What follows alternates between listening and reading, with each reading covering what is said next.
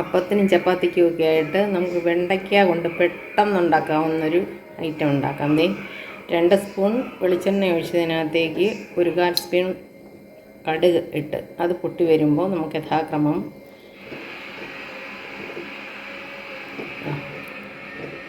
വെണ്ടയ്ക്ക അരിഞ്ഞത് ഒരു 150 ഗ്രാം വെണ്ടയ്ക്ക കാണും, അതും ഒരു ഇടത്തരം ഒരു മല്ലി, ഒരു ഉള്ളി, 2 പച്ചമുളക്, ഇതെല്ലാം കൂടെ യഥാക്രമം ഇട്ട് കൊടുക്കുക.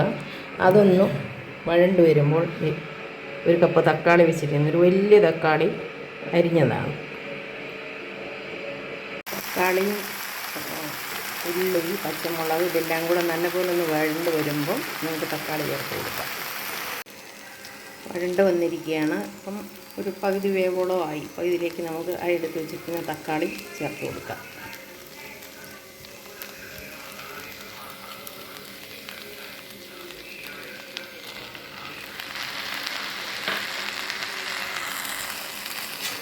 എന്നിട്ട് ഒന്നുകൂടെ കൊടുക്കാം.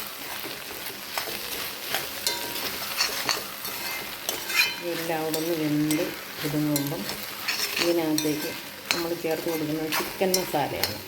ചിക്കൻ മസാല ഒരു 2 സ്പൂൺ, പിന്നെ ആവശ്യത്തിന് ഉപ്പ്,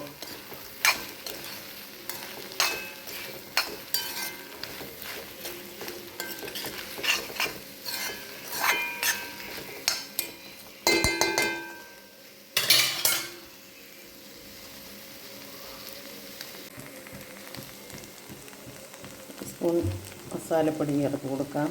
അതിനോടൊപ്പം തന്നെ ആവശ്യമായ ഉപ്പും ചേർത്ത് കൊടുക്കാം.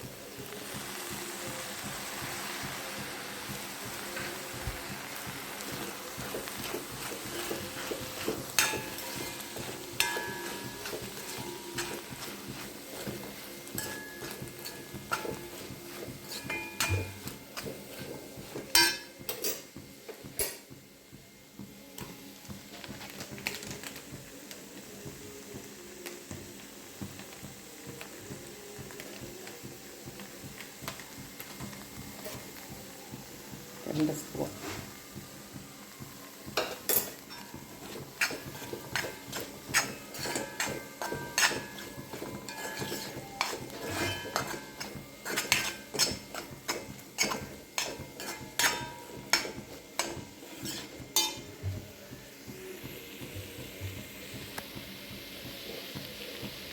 അതിനകത്തേക്ക് കറിവേപ്പില ഇട്ട് കൊടുക്കും.